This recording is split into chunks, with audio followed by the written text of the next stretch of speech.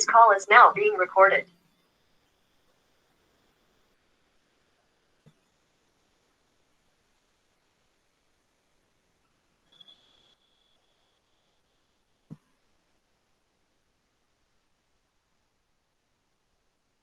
Can you see the screen? Yes, ma'am. Yeah. Now let us begin your next chapter. That is chapter number 8, respiration and circulation. All living organisms require energy to carry out various life processes. The energy that is stored in the body in the form of complex organic compounds is, however, not usable by the organisms unless it is converted into usable form. Okay, that is potential energy which is stored. Then it should be converted into usable form.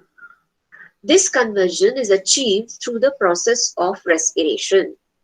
So everybody has learned what exactly respiration is in the previous standard, but still we are going to learn the process in detail. It is a biochemical process of oxidation of organic compounds in an orderly manner for the liberation of chemical energy in the form of ATP. So this reaction, everybody, you have learned it. C6H12O6 plus oxygen. Oxygen is used for aerobes, that means in presence of oxygen, this unusable form of energy which is stored in the form of organic compounds, that is oxidated, right? That means C6H12O6, by using oxygen, it gets converted into usable form of energy, that is in the form of ATP. So during that process, CO2 is released and water also is produced. And this energy is stored in the form of ATP. Now, what exactly this respiration, what are the steps involved in it, that we will see. Respiration is a chemical reaction where oxygen is used to break down glucose in order to generate energy in the cell, that is mitochondria. Word equation you have learned. Just now you learned this chemical for equation. Now what is that? Glucose, oxygen, in presence of oxygen, using oxygen, energy is produced. At the same time, CO2 is released out, water is also produced.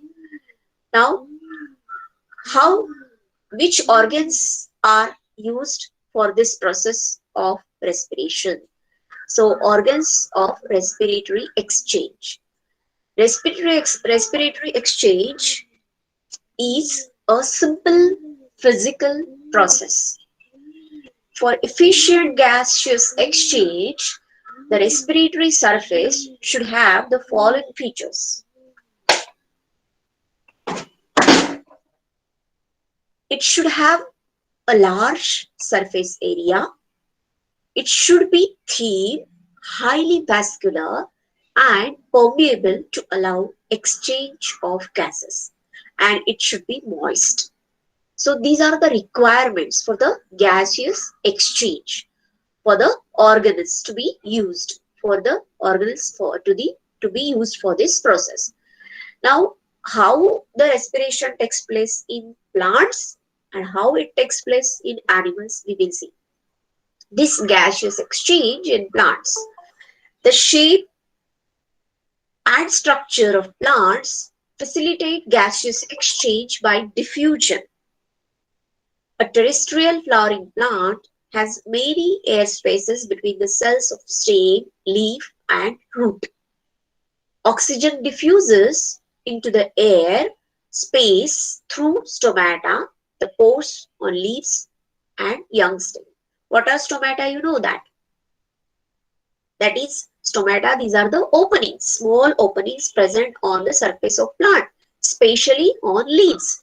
And when the stem is young, there these are present.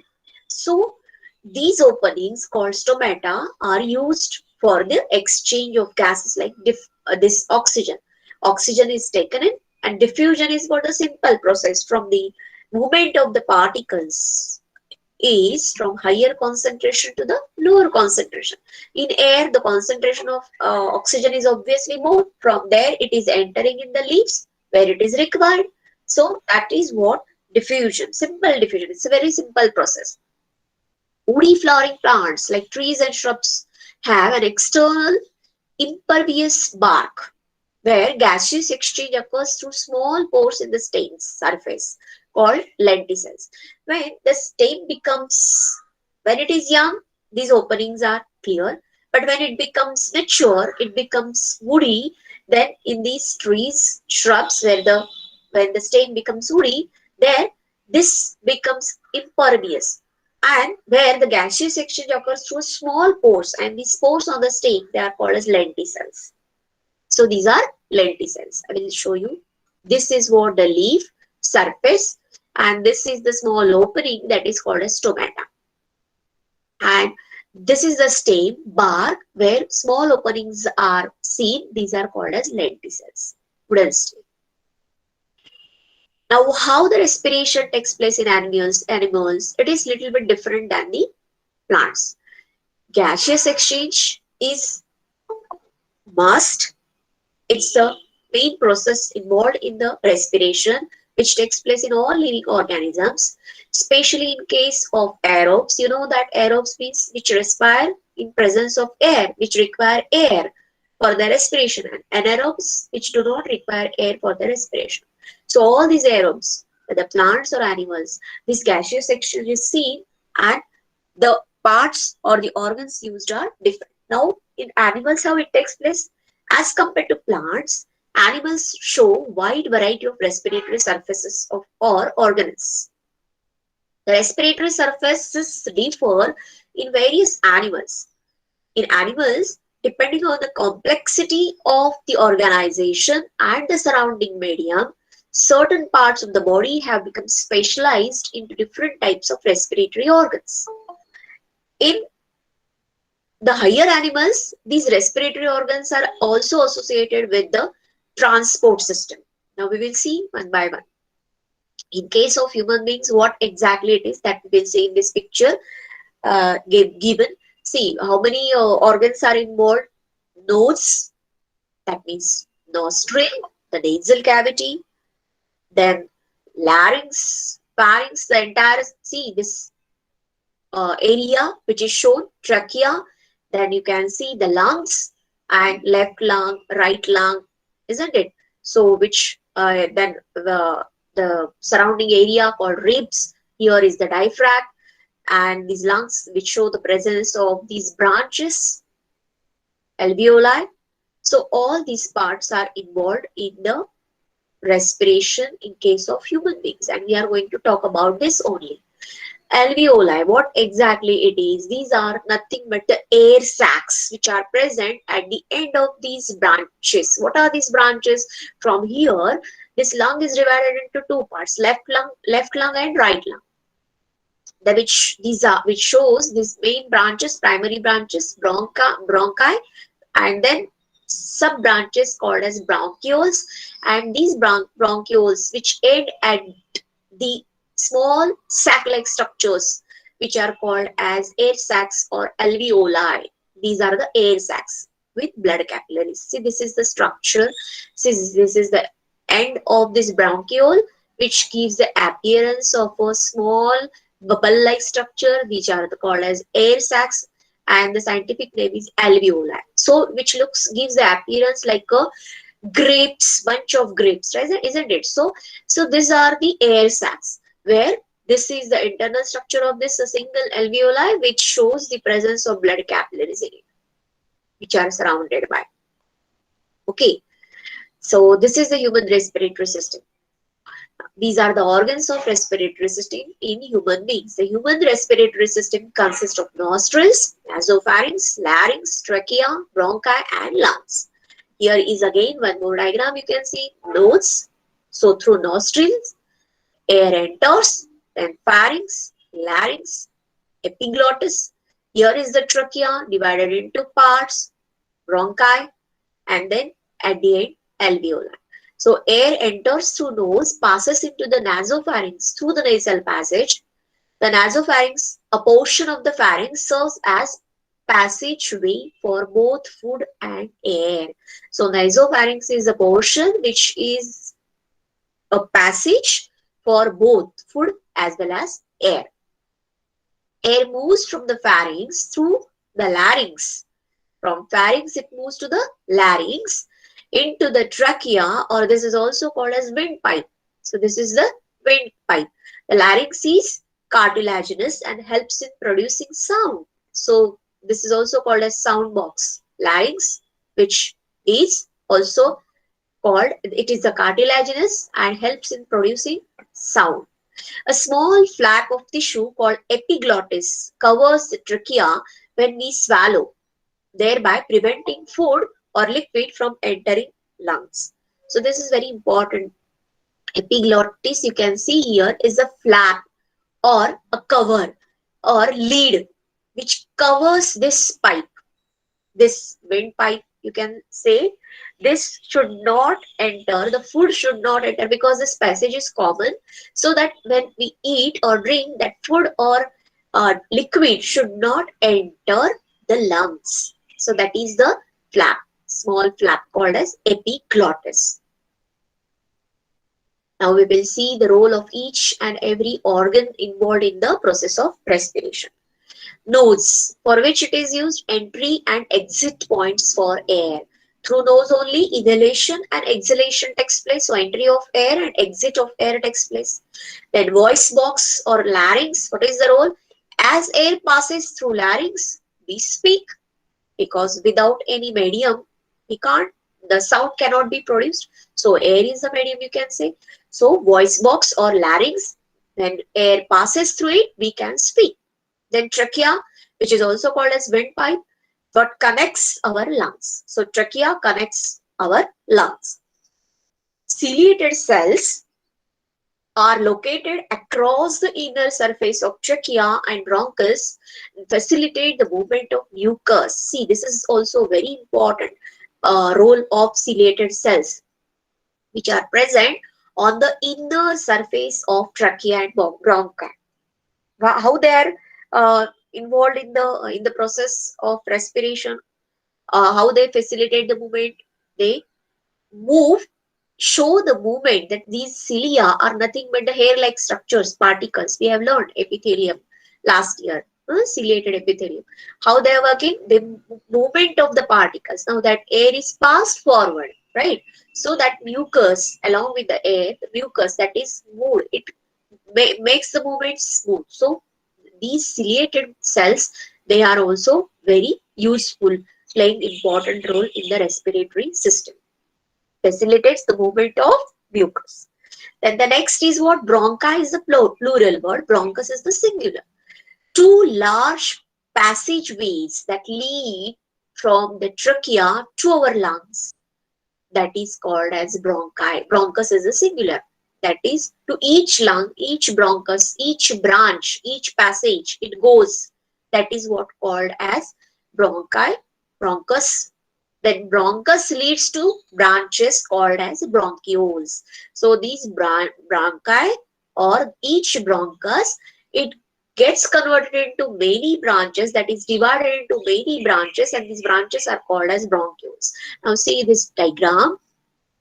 This is the larynx and this is the cover, epiglottis. Then this is the trachea or windpipe. Then it gets divided into two parts called as bronchioles. Trachea is the main branch, that is bronchus, that gets divided into primary branches into left and right lung, that is primary bronchi. These primary bronchi again get divided to many branches, these are called as secondary and tertiary bronchioles.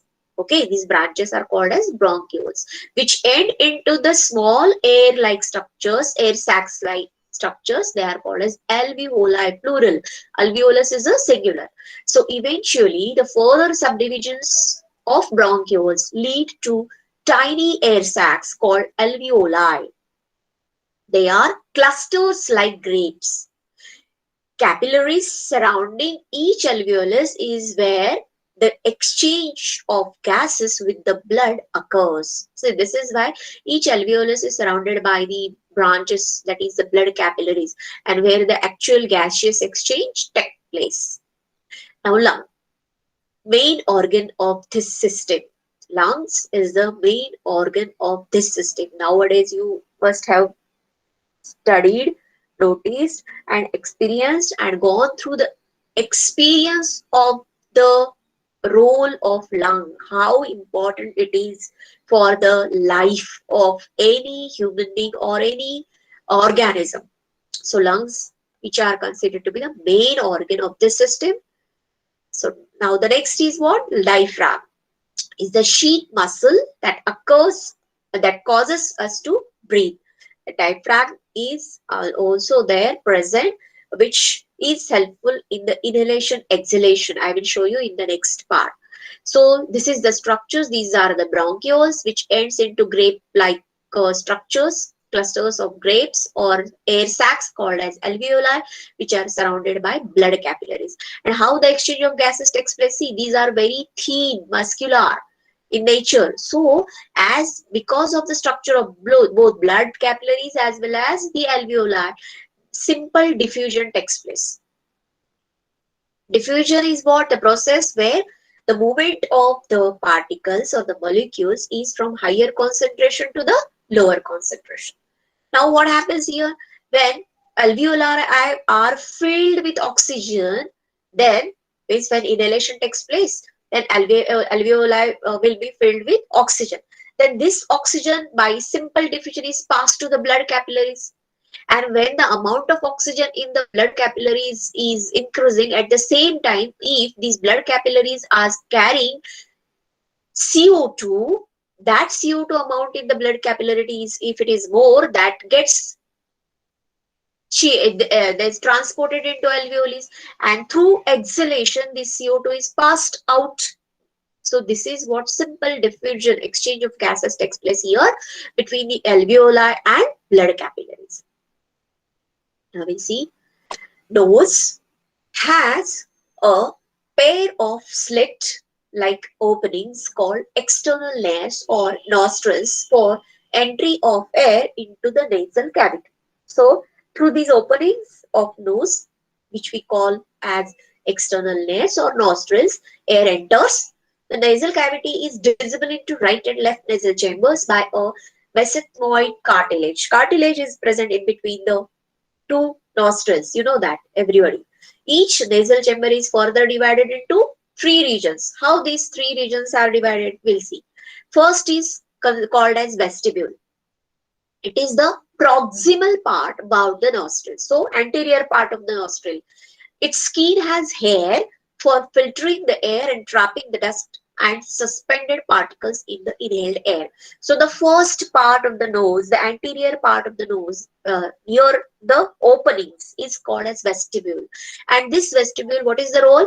It shows the presence of hair there inside, and through which filtering of the air takes place, where dust particles are trapped as well as any other particles are there which are trapped over there. Along with that moist, it is the moist region, so that it gets stuck to that part, any dust particles or suspended particles. So that is inhaled air. Second part is what? Respiratory part. That is called as considered to be conditioner.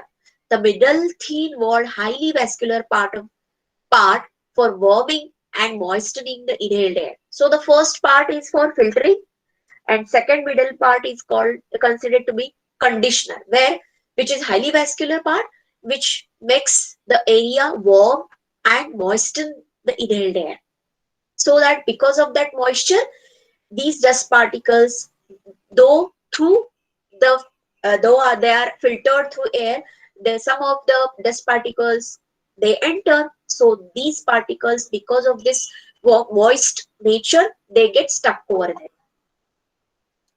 Then olfactory or sensory chamber, the next and the innermost or the uppermost part is lined by olfactory epithelium for detection of smell.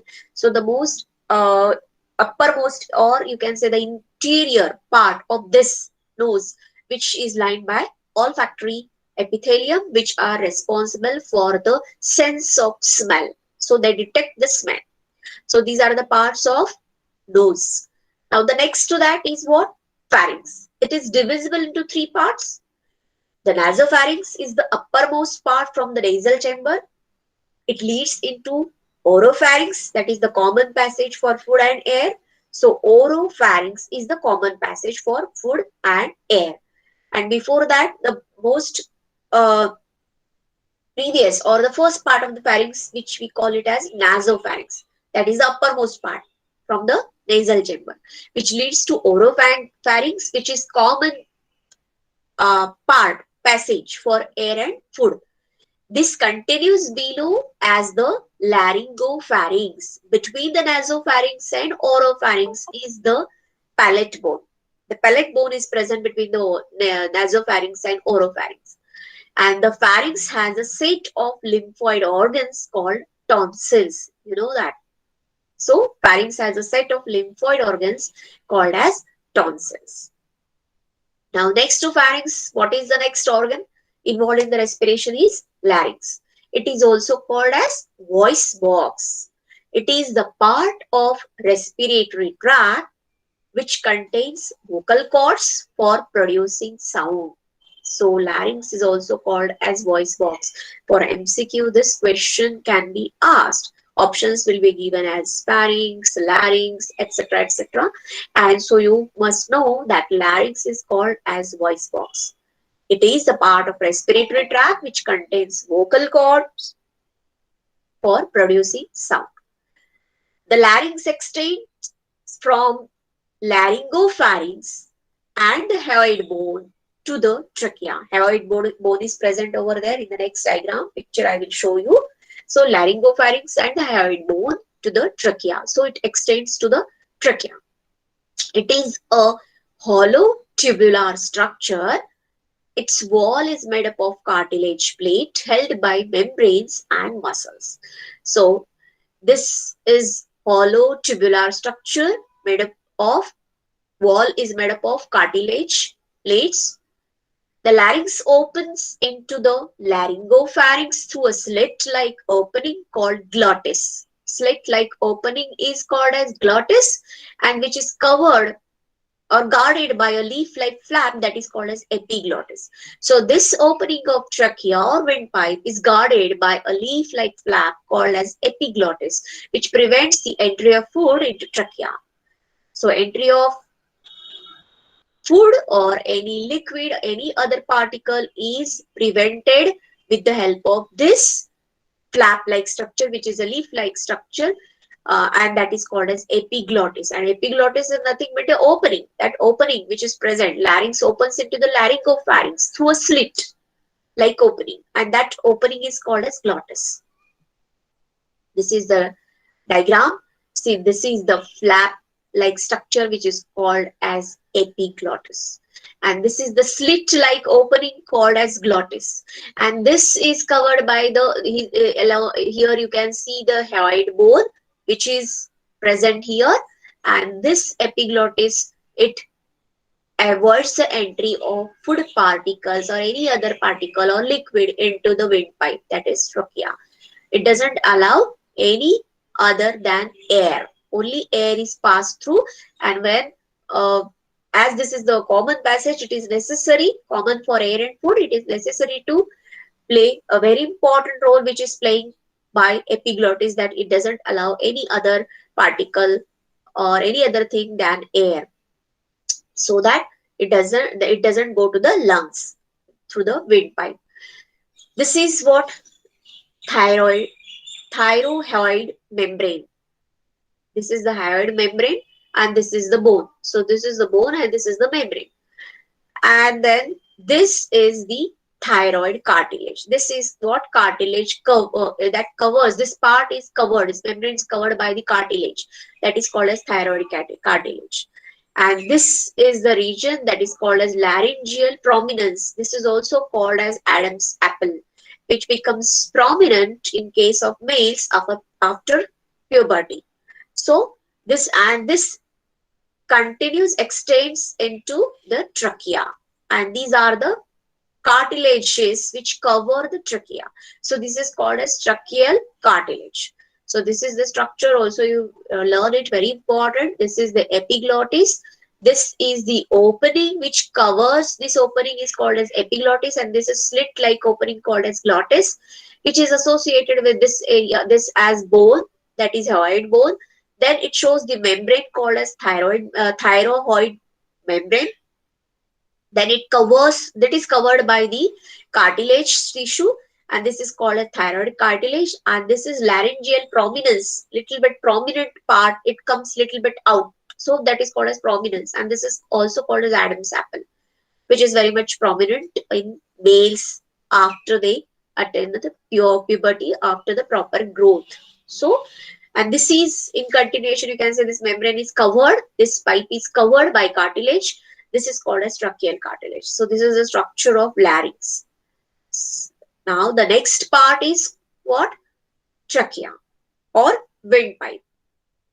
It is a long tube, 10 to 12 centimeter in length. It runs through the neck in front of the esophagus and extends into and up to the middle of thoracic cavity. It is supported by C-shaped 16 to 20 rings of cartilage which prevent the collapse of the trachea. This is what this one. This is the windpipe, and this is covered by the C-shaped cartilage to avoid the collapse of this windpipe. So that's why it gives support. Tracheal cartilage gives support. So to this windpipe or trachea means windpipe. It supports, cartilage supports this windpipe. It is lined internally with ciliated pseudostratified epithelium and mucous glands that trap the unwanted particles, preventing their entry into the lungs. So internally, this windpipe, internally it shows the presence of ciliated epithelium.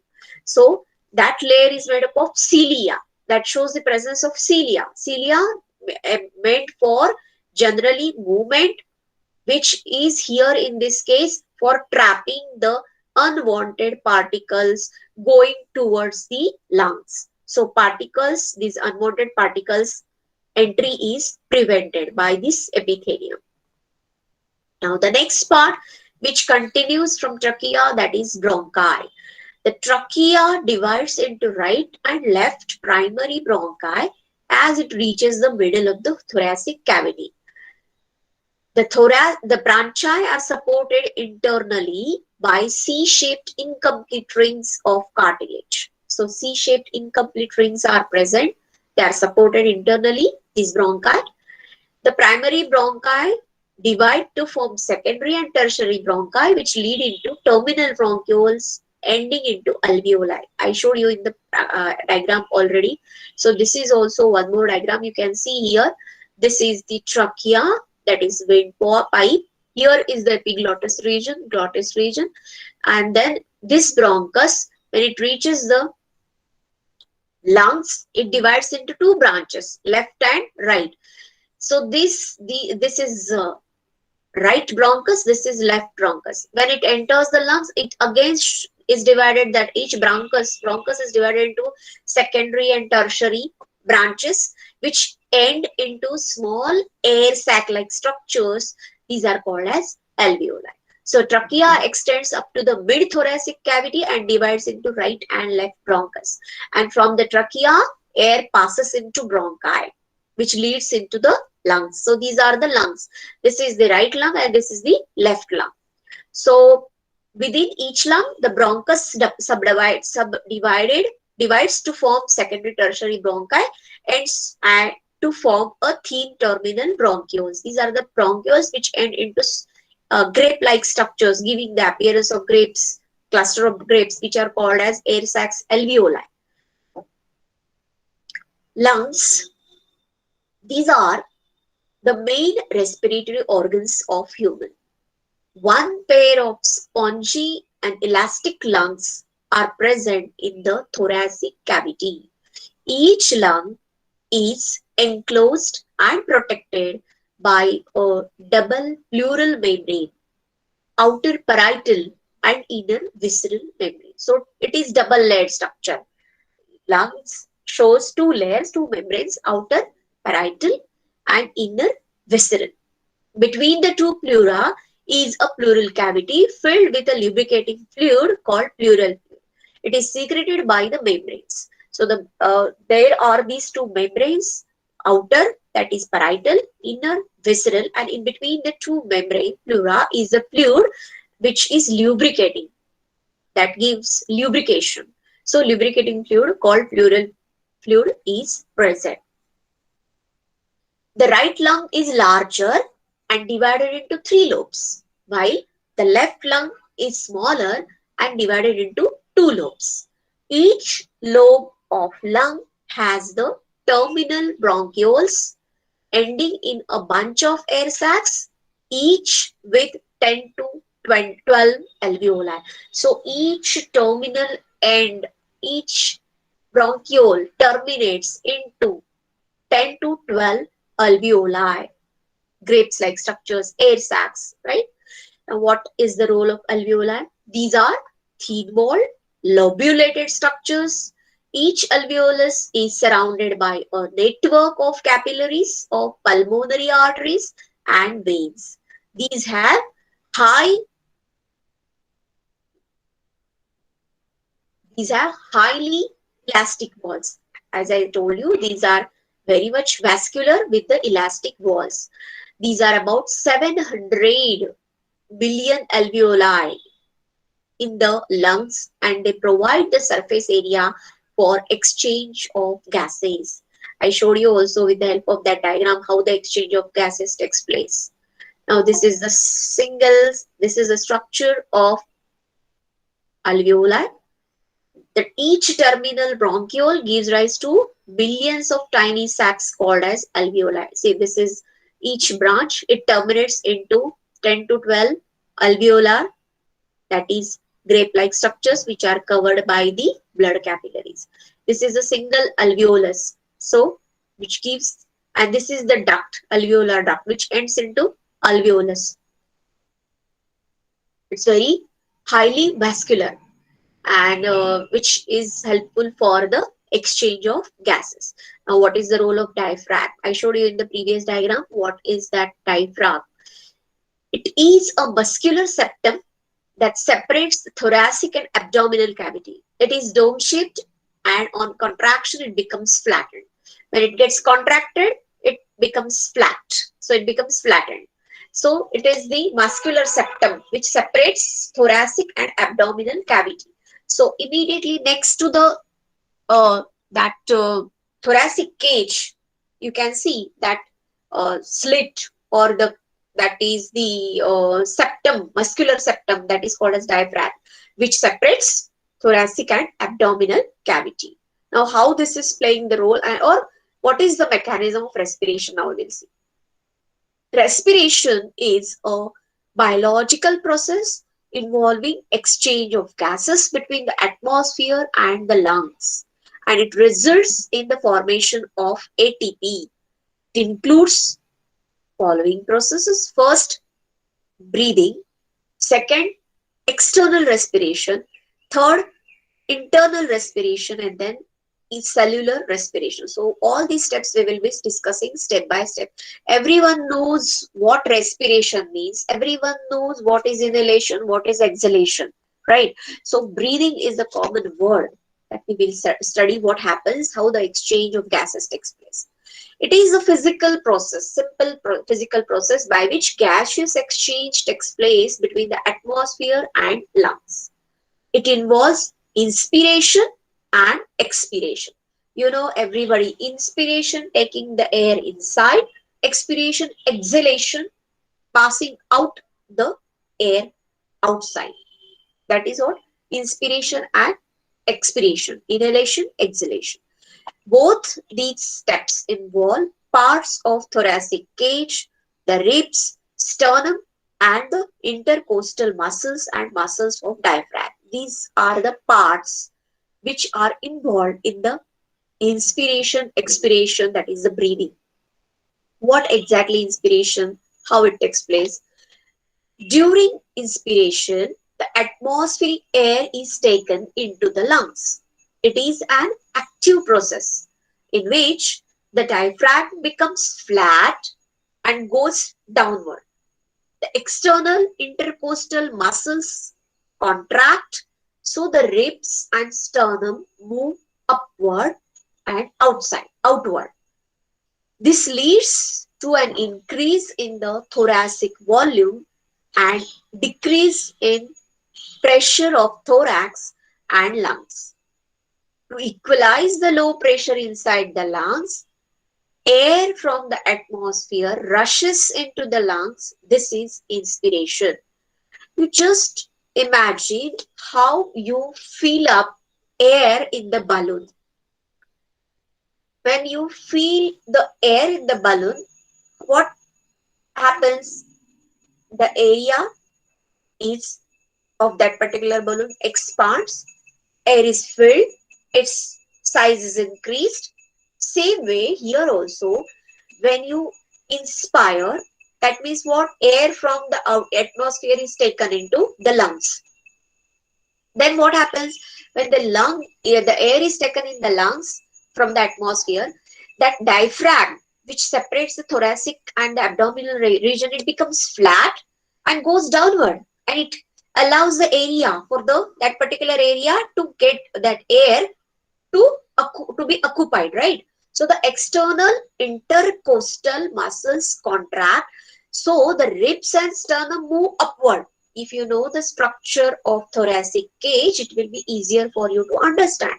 What the thoracic cage is made up of, the middle bone is called as sternum, and the remaining, the sides, they are called as the ribs. So the intercostal muscles which are present along with these they are intercostal muscles, they contract, so the ribs and sternum move upward and outwards. It moves upward and outward, so that what happens, this leads to an increase in the thoracic volume. Obviously, when air is filled, thoracic area will be increased, that thoracic volume will be increased, and at the same time decrease in the pressure of thorax and lungs.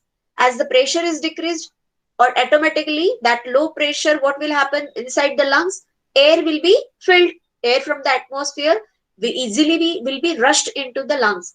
As there is expansion of the thoracic cage and that area, the thoracic volume is increased, automatically the pressure in the lungs will be lowered, and which allows the air to pass in.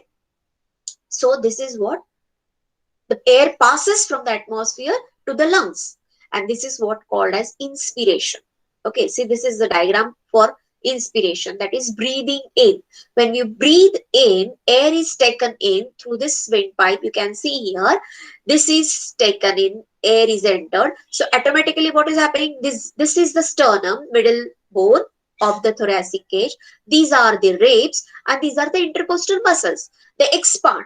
So the thoracic volume is increased, that surface, this area is increased, and this diaphragm, it becomes flat. This is the diaphragm which separates the thoracic area from the abdominal region. So it becomes flat. So what happens then? The area, when it is increased, automatically, as it is expanded, what will happen? It is moving upward. Sternum and the ribs are moving upward, right? So thoracic region is increased, so the air pushes down in the lungs, and then because of this increase in the thoracic region, automatically pressure in the lungs will be decreased, so which allows the air to rush in. So air is rushed in the lungs. So this is what diaphragm is contracted and moves down. This diaphragm is moved down. Okay, now what happens in expiration? During expiration, the thorax contracts, causing air to be exhaled. Then what happens? Whichever the thoracic region is increased, expanded due to the entry of air.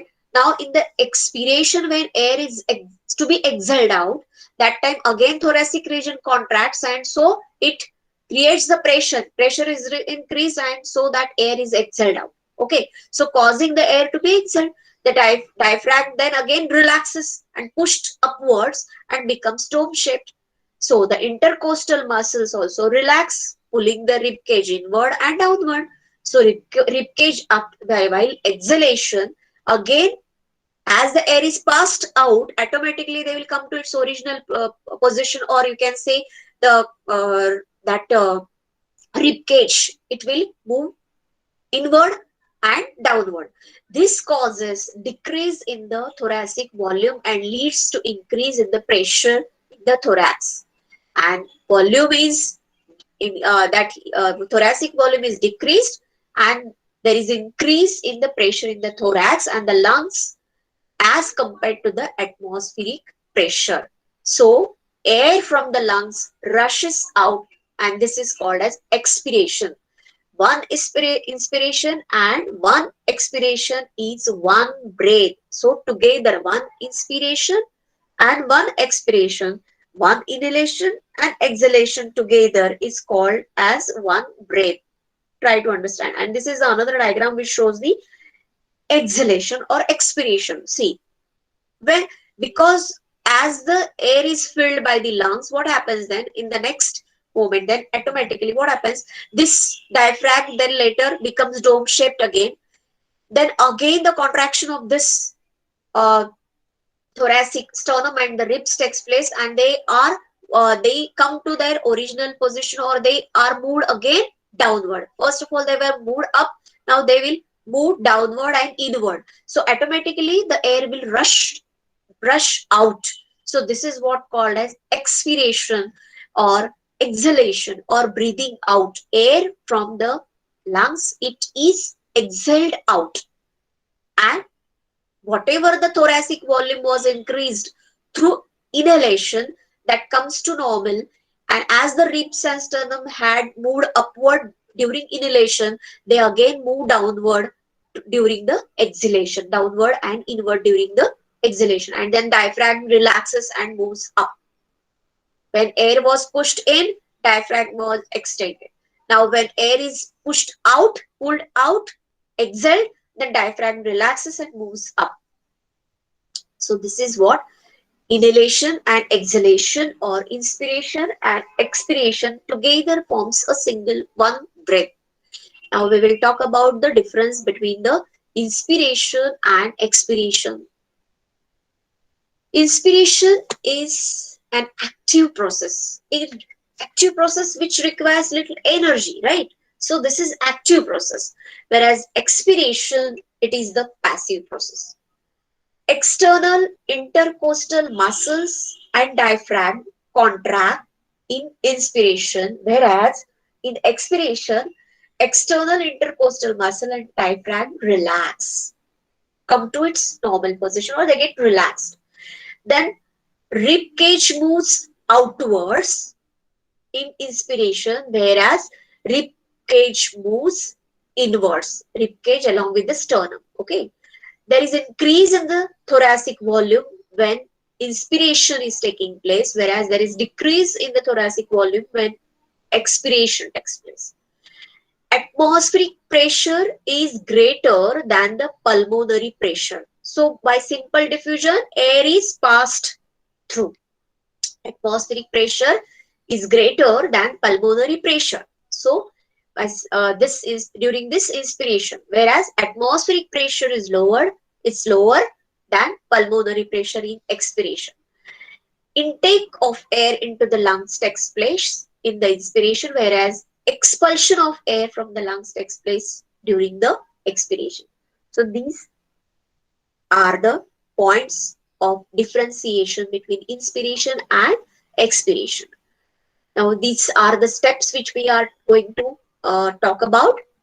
Transport of respiratory gases like oxygen and CO2 takes place in the following events: external respiration, internal respiration, and cellular respiration. Now we first talk about the first step, that is breathing. Now what is external respiration, what is internal, and then what is cellular, that we will talk. External respiration is what? It includes the respiratory processes which take place in the lungs. That means oxygen from the lungs diffuses in the lungs, lung capillaries, and CO2 from the lung capillaries diffuses into lungs. I showed you in the previous diagram where these alveoli are surrounded. A single diagram of alveolus I showed, which is surrounded by blood capillaries. And why it takes place? Because of the simple nature, very vascular as well as very thin wall structures, both capillaries, blood capillaries as well as alveoli. And because of this structure, thin wall structure, a simple diffusion takes place. Diffusion is the process where there is a movement of the particles or the molecules from the higher concentration to the lower concentration. When oxygen is air is taken inside and it reaches the alveoli, then it is filled with oxygen, right?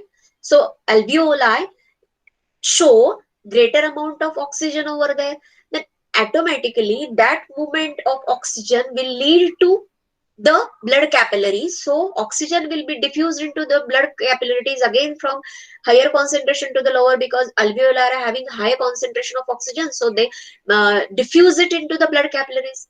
And as the blood capillaries are having high amount of CO2, that CO2 is diffused into lungs, and that lungs again from the alveoli air is passed out by exhalation.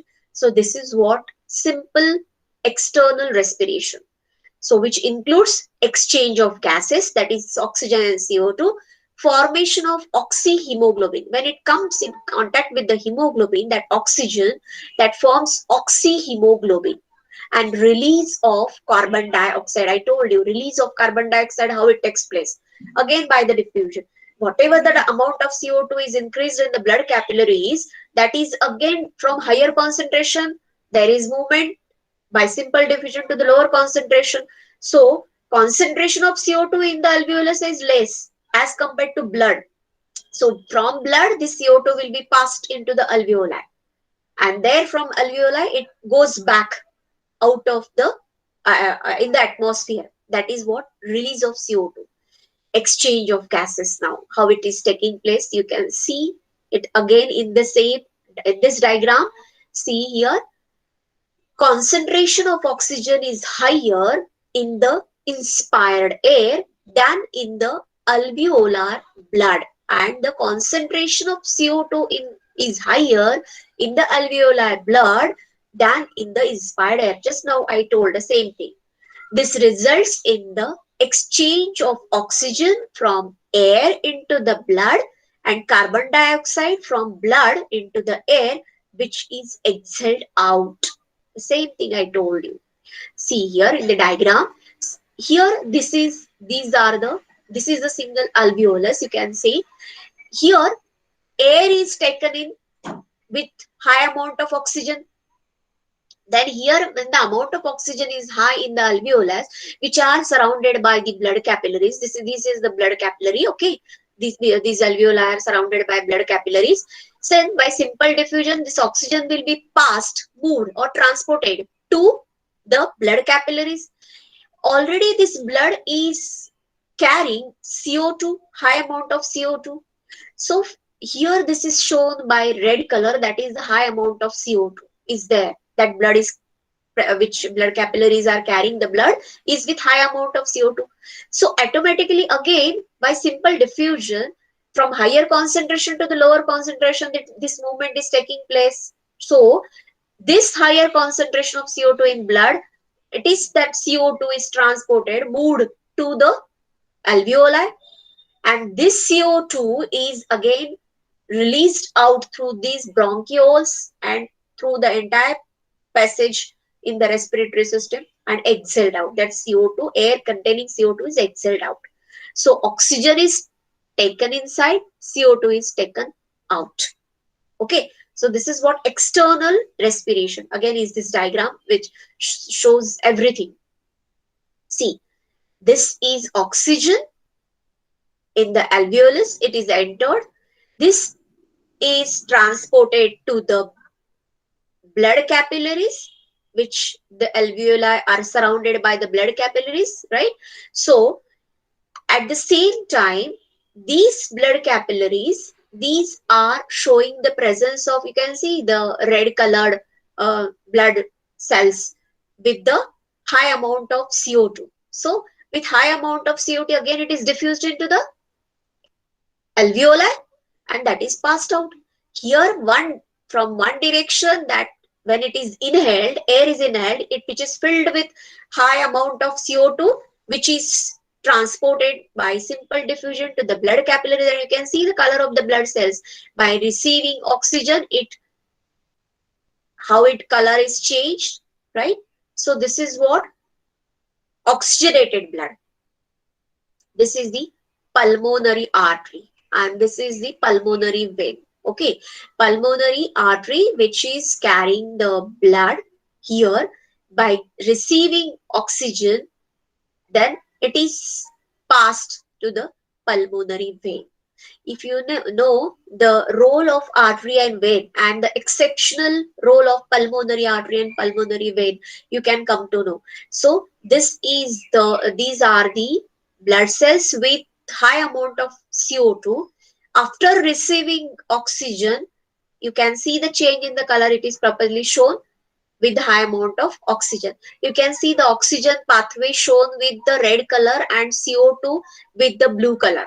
So red color which is shown with high amount of oxygen and blue color is shown with the high amount of CO2. So that's why these blood cells with the high amount of CO2 by receiving oxygen, how they are changing their color becoming red, that means somehow they are receiving oxygen.